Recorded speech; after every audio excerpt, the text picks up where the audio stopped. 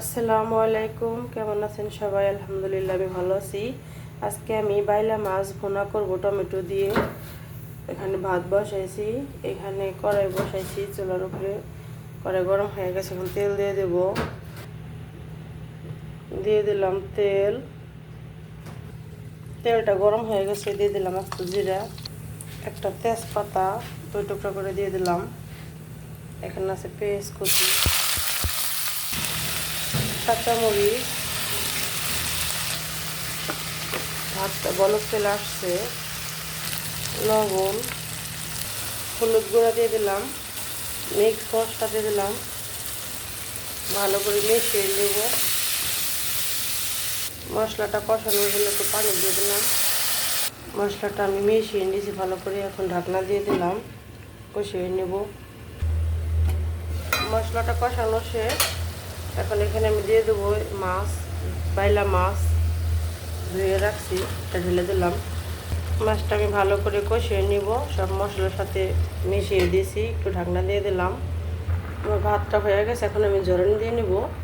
এখানে আমার মাছটা কষানো হয়েছে, মাছগুলো আমি এখন উঠিয়ে রাখবো। মাছগুলো সব আমার উঠানো হয়ে গেছে, এখানে উঠিয়ে রাখছি। এখানে যে সোরাটা আছে এখানে আমি দিয়ে দেবো ফুলকপি, একটু ফুলকপি দিয়ে দিলাম। প্রথমে ভাবছিলাম যে মাছগুলো আমি ভুনা করবো টমেটো দিয়ে, পরে ভাবলাম যে ফুলগুলো আছে ফ্রিজে, তো একটু দিয়ে দিই, তাই দিয়ে দিলাম।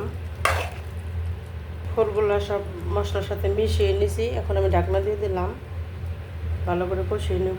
আমার ফুলকপিটা কষানো শেষ, এখন আমি দিয়ে দেবো। এখানে টমেটো রাখছি, এখানে টমেটো আমি কেটে রাখছি, টমেটো দিয়ে দিলাম।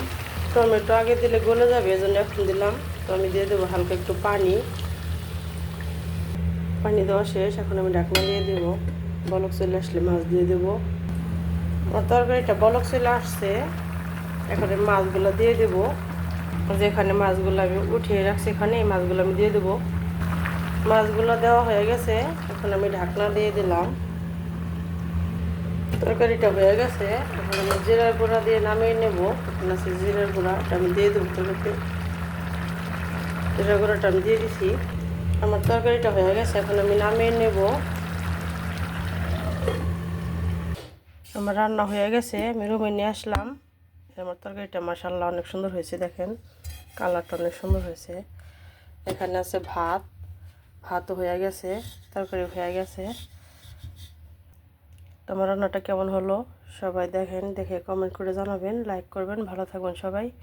সবাইকে বিদায় জানিয়ে আজকের মতো ভিডিও এখানে শেষ করছি। আল্লাহ হাফেজ।